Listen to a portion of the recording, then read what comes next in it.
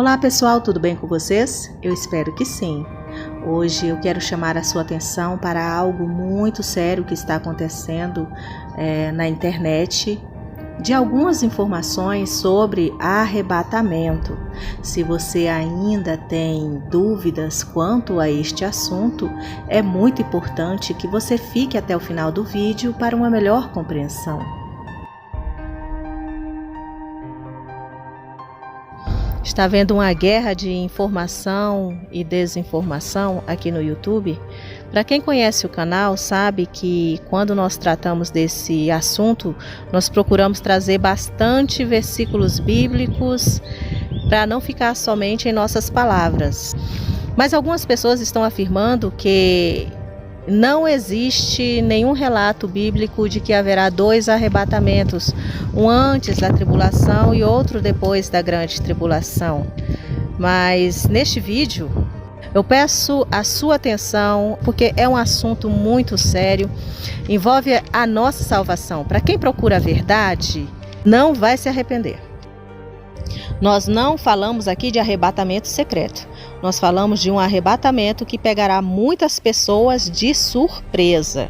Este é o arrebatamento que nós falamos que será antes da grande tribulação. Por quê? Porque será como nos dias de Noé. Eu vou te mostrar aqui. Existem dois arrebatamentos no capítulo de Mateus 24. Explicando o capítulo, do versículo 1 ao 14, fala da igreja primitiva até os dias de hoje. O versículo 14 fala que quando todos tiverem ouvido a mensagem do Evangelho, então virá o fim. Este é o momento que nós estamos vivendo. Por quê? Através da internet, a mensagem do Todo-Poderoso está a um clique de você saber a verdade. Então essa mensagem ela está se espalhando rapidamente através da internet. É este o momento que nós estamos vivendo.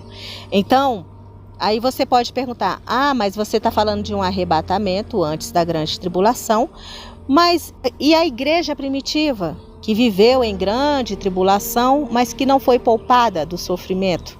A situação da igreja primitiva é totalmente diferente da situação como nos dias de Noé, porque era o início do novo evangelho, o evangelho da graça, o evangelho da salvação. E aquelas pessoas, elas enfrentaram a tribulação no princípio da igreja. Hoje, nós já estamos vivendo na última era da igreja da graça. Existem 7 eras da igreja ali em Apocalipse. Nós estamos na era da Laodiceia e Filadélfia.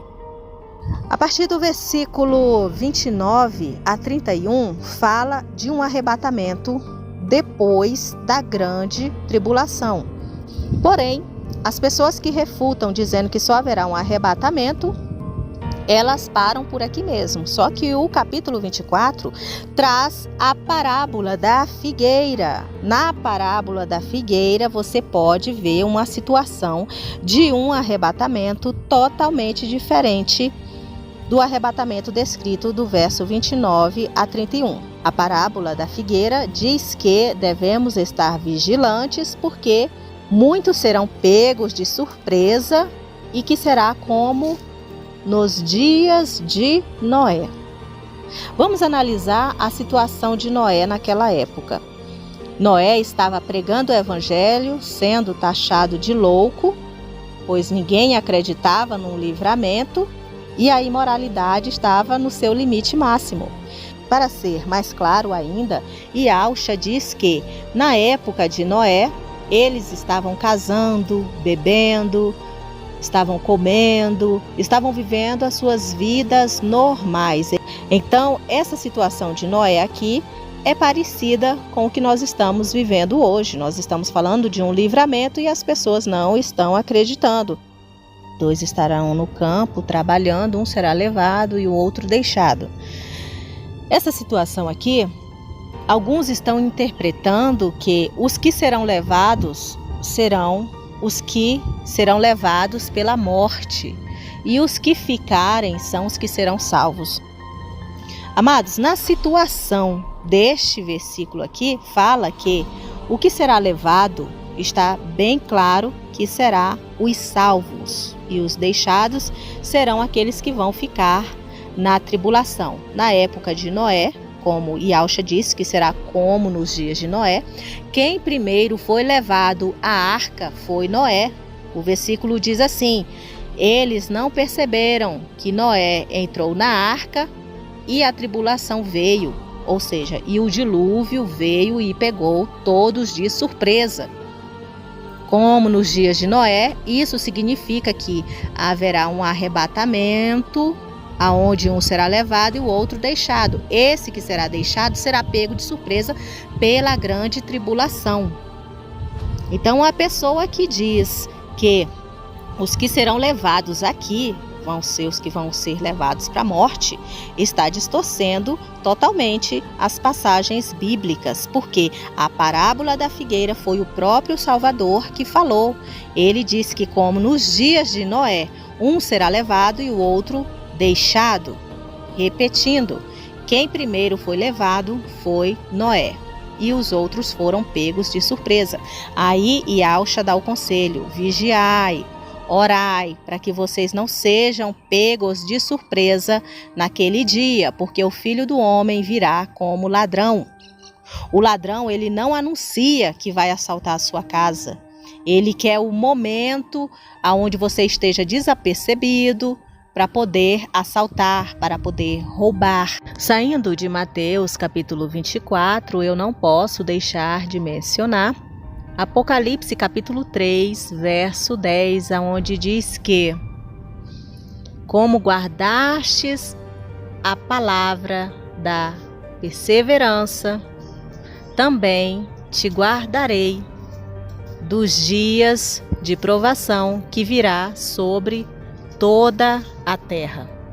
Essas mesmas pessoas que dizem que não haverá um arrebatamento antes da grande tribulação, o que elas estão fazendo? Elas estão pegando esse versículo e estão lendo assim: porque guardastes a palavra da perseverança, também te guardarei na hora da tribulação que virá sobre a terra. Amados, mais uma vez está distorcendo o versículo bíblico. Aqui não fala de te guardarei na hora. Está bem claro que te guardarei da hora da tribulação que virá sobre toda a terra. Você não precisa ser uma pessoa muito entendida do português para saber que a sílaba da é diferente de na. Te livrarei da hora é te tirar de uma situação e te colocar em outro local. E te livrarei na é te livrar dentro daquela situação, de alguma forma te dar um livramento. Mas o versículo aqui é bem contundente em dizer que te livrarei da hora da tribulação que virá sobre o mundo inteiro. Da tribulação, da provação, da tentação. Existem várias traduções diferentes, mas que dá o mesmo sentido. Então, amados, eu espero que tenha ficado claro. E este versículo ele foi citado a João, foi o próprio Yahshua, já glorificado, que falou esse versículo aqui de Apocalipse capítulo 3, versículo 10. E ele dá um alerta. Ele diz: cuidado para que não roubem a tua coroa. O que está acontecendo? Muitos estão querendo derrubar, muitos estão querendo roubar, muitos estão querendo confundir a fé do povo nesses dias, dizendo que o arrebatamento foi inventado por Manuel Lacunza, um padre, e por Margaret MacDonald. Amados, o arrebatamento antes da grande tribulação não foi inventado. Se o arrebatamento foi inventado por esse padre Manuel Lacunza e por essa mulher Margaret MacDonald, que eles encontraram aí na história e já fizeram vários vídeos sobre isso, então eu tenho que anular a parábola da figueira, eu tenho que anular Isaías capítulo 26, versículo 20, eu tenho que anular Apocalipse capítulo 3, verso 10, eu tenho que anular as cartas aos Tessalonicenses, porque Paulo fala de 2 arrebatamentos. Paulo fala de um arrebatamento antes da grande tribulação, quando ele diz que temos que estar vigilantes quanto àquele dia, porque o Salvador virá como um ladrão e que o Eterno não nos criou para a ira, mas para a salvação por intermédio de Yahusha e do seu ato no madeiro. O ato de Yahusha no madeiro é suficiente para salvar o homem do pecado, é suficiente para livrar o homem da morte. Paulo fala do segundo arrebatamento quando ele diz: nós que ficarmos vivos também seremos arrebatados juntamente com aqueles que forem ressuscitados. Nas cartas aos Tessalonicenses, se você ler, você vai ver ali duas situações também diferentes, que estão de acordo com a situação também de Mateus capítulo 24, que fala de 2 arrebatamentos. Então, você tem que analisar, é diferente de ler as Escrituras Sagradas, para que você não venha a ser confundido. Tome muito cuidado com o que você está ouvindo por aí, porque a promessa de livramento é para a igreja que estará no tempo como nos dias de Noé, que estava no seu ápice da imoralidade. E nós estamos vivendo no tempo do fim da graça, que a imoralidade também está no seu limite máximo. A imoralidade está na TV, está nas músicas, está em todos os lugares. Estamos vivendo numa Sodoma e Gomorra, então nós estamos como nos tempos de Noé. Então, o arrebatamento é surpresa. Eu falo surpresa, eu não falo de um arrebatamento secreto. Eu falo de um arrebatamento surpresa, porque Yahusha falou que para que você não seja pego de surpresa, vigiai e orai.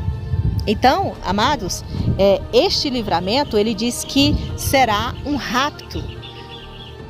Então, temos também a situação da igreja que vai ficar na grande tribulação e da igreja que vai subir.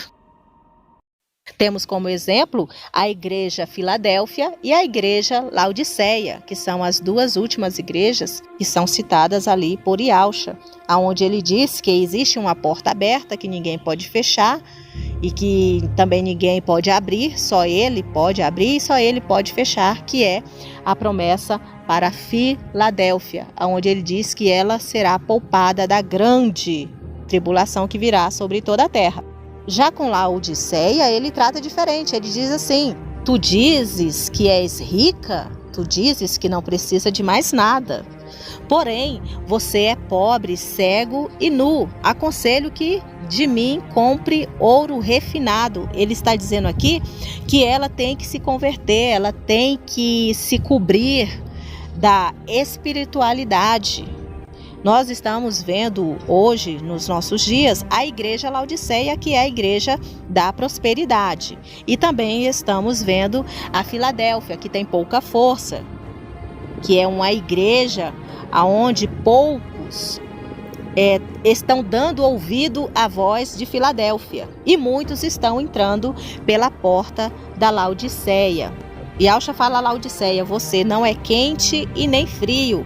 Se você não se decidir em ser quente ou fria, eu vou vomitar você da minha boca. O que Yahusha quer dizer com isso? Ele quer dizer que essa igreja fala no nome dele, diz que está com ele, diz que segue as promessas, porém ela não acredita, ela não tem fé suficiente e ela segue a Yahusha artificialmente. Ela é uma igreja corrompida, ela está com seus pensamentos para um reino terreno, aonde ela quer expandir, quer crescer mais e mais na face da terra. E Yahusha, ele diz: se você não se converter, eu vou vomitar você da minha boca. Ou seja, ele está falando aqui que esta igreja será deixada na grande tribulação para que venha a ser refinada como ouro, porque como ele dá o conselho aqui para que ela compre ouro refinado e ela continua nos seus maus costumes, ele diz, então você vai comprar um ouro na marra, né? Isso está relacionado também a Mateus capítulo 25, onde fala da parábola das 10 virgens, 5 virgens prudentes e 5 virgens loucas, aonde as loucas não levam azeite suficiente, que no caso a nossa fé. Naquele momento lá, final, elas pedem às virgens prudentes que dividam o seu azeite com elas. E as prudentes falam às virgens loucas, dizendo, vão comprar. E elas saem para comprar e o noivo vem, leva as noivas prudentes e quando elas voltam, a porta da graça já está fechada. E ali deixa claro que elas ficam de fora das bodas, festa de casamento. Yahshua diz que guardará a sua igreja da grande tribulação por um pouco de tempo. Isso está de acordo com Isaías capítulo 26, verso 20, aonde diz assim, entra nos teus aposentos por um pouco de tempo até que se passe a ira daquele que é justo. Então, amados, essas pessoas que vão ser arrebatadas no primeiro arrebatamento, elas virão no segundo arrebatamento com Yahshua. Porque existe um versículo que diz que Yahshua virá com todos os seus santos para destruir o reinado do anticristo.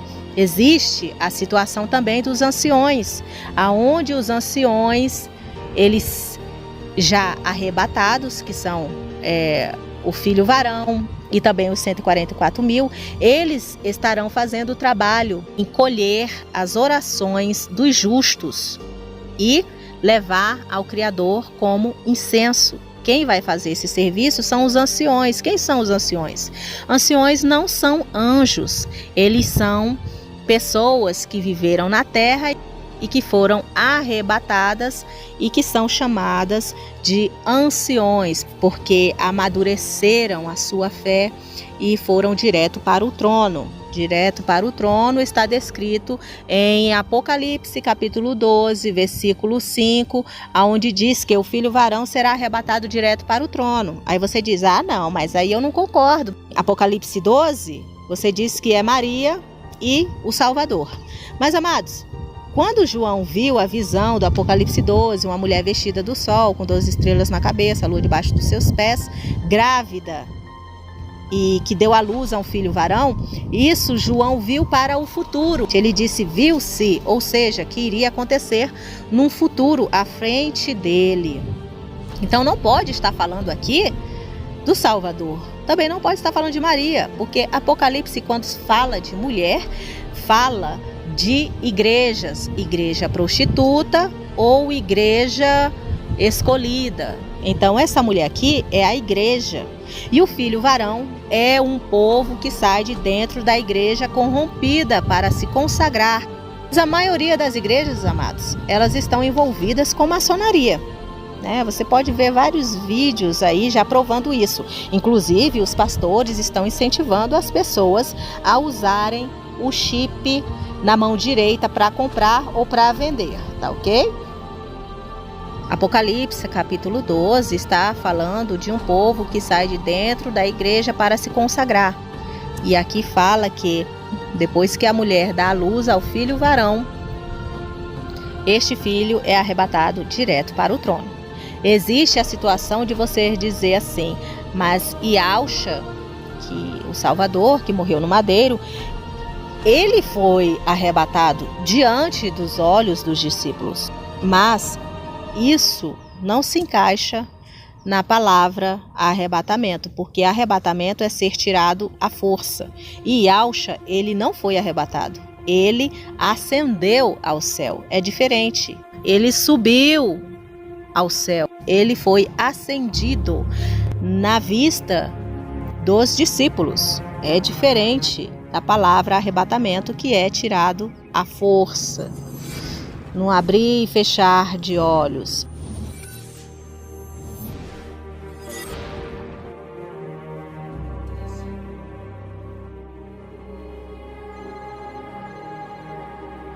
Então é isso, amados. Você decide se você acredita ou não, né? A escolha é sua, tá? Será conforme a sua fé. Eu vou continuar acreditando que existe um livramento, até mesmo porque Yahushua, ele diz na sua palavra que ao que crer, né? Então eu creio e eu tomo posse dessa promessa, a promessa de livramento, porque o seu amor, o seu ato no madeiro venceu a morte, e eu posso sim ter o livramento.